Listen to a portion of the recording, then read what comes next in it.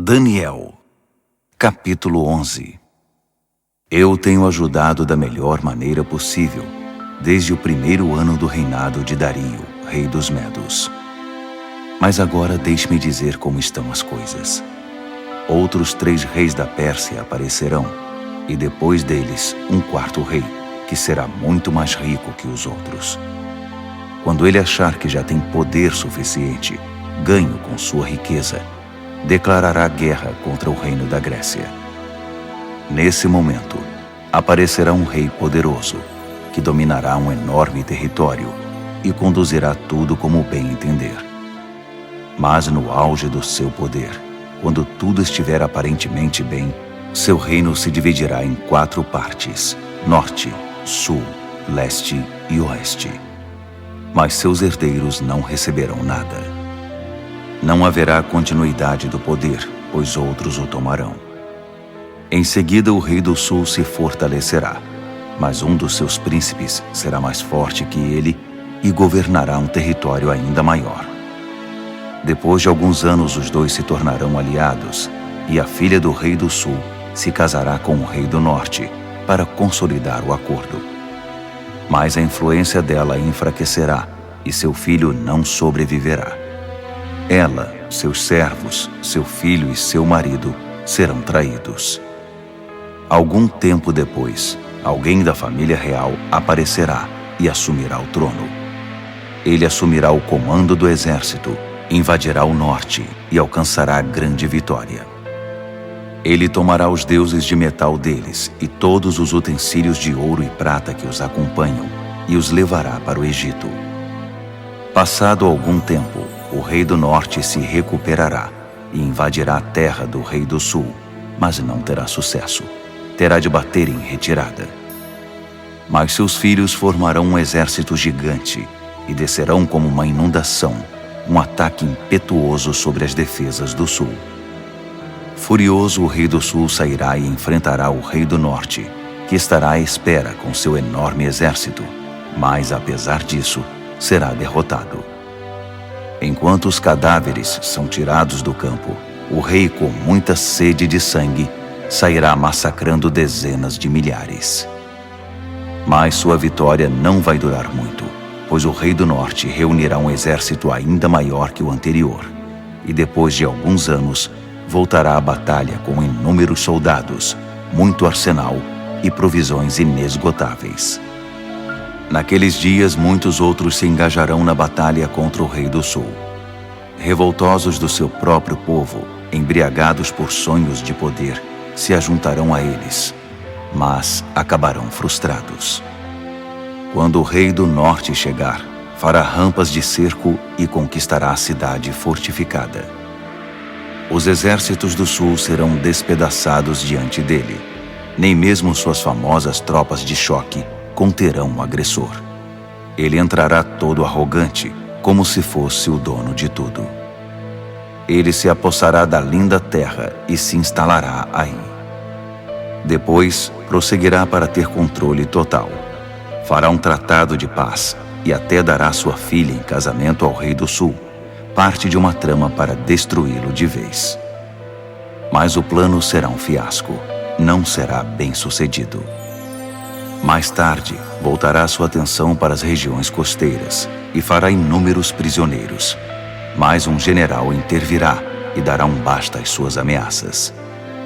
Quem metia medo ficará amedrontado. Ele voltará para casa e passará a cuidar dos próprios negócios. Mas a essa altura já estará acabado e logo já não se ouvirá mais falar dele. Ele será sucedido por um perdedor, já com seu governo, sua reputação e sua autoridade em frangalhos. Por isso não durará muito, sairá da história rapidamente, sem nem mesmo ter lutado. Seu lugar será preenchido por um sujeito desprezado e desprezível. Mas ele surpreenderá todos, saindo como que do nada e se apossando do reino. Ele avançará como um rolo compressor, e até o príncipe da aliança será esmagado. Depois de negociar um cessar-fogo, ele violará as condições. Que traidor! Com alguns poucos comparsas, assumirá o controle total. Ele invadirá as províncias mais ricas, quando elas menos esperarem. Ultrapassará todos seus antepassados, prenderá e saqueará. Viverá com seus amigos num luxo desmedido. Ele fará planos contra as cidades fortificadas, mas não será por muito tempo. Ele ajuntará um grande exército muito bem armado para combater o rei do sul. Em resposta, o rei do sul manterá seu exército, ainda maior, a postos, pronto para a batalha. Mas não será capaz de sustentar essa condição por muito tempo, em razão das intrigas nas próprias fileiras. Sua corte estará minada por tramas e conspirações. Assim seu exército será esmagado, e o campo de batalha ficará coberto de cadáveres. Os dois reis, ambos com planos maldosos um contra o outro, vão se sentar à mesa de conferências e negociarão seus engodos. Nada resultará desse tratado, que não passará de um emaranhado de mentiras. Mas ainda não é o fim. A história não acabou. O rei do norte irá para casa carregado de despojos, mas sua mente estará voltada para a destruição da Santa Aliança, enquanto estiver passando pela terra a caminho de casa. 1 ano mais tarde, ele comandará nova invasão ao sul, mas a segunda invasão não será como a primeira. Quando os navios romanos chegarem, ele dará meia volta e retornará para casa. Mas ao passar pela terra, seu ódio contra a Santa Aliança será despertado. Ele fará acordo com todos os que se dispuserem a trair a Santa Aliança, tomando o partido deles. Suas forças entrarão marchando e profanarão o santuário e a cidadela. Eles irão banir a adoração diária, substituindo-a pela besta da profanação. O rei do norte honrará os que traírem a Santa Aliança, corrompendo-os ainda mais com sua conversa sedutora. Mas os que forem leais a Deus tomarão posição firme a favor de Deus. Os que mantiverem o bom senso ensinarão o bem às multidões pelo exemplo. Eles serão submetidos a provas terríveis durante um certo período. Alguns serão mortos, outros queimados, alguns exilados, outros roubados. Quando a prova for muito difícil, receberão alguma ajuda, mas não muita. E muitos dos pretensos ajudadores se portarão com indiferença. A provação refinará e purificará os que mantiverem o bom senso e permanecerem leais, porque há ainda mais por vir. Enquanto isso, o rei do norte estará agindo sem impedimento. Ele se levantará a uma posição superior à de qualquer deus, e até mesmo ousará desafiar o Deus dos deuses.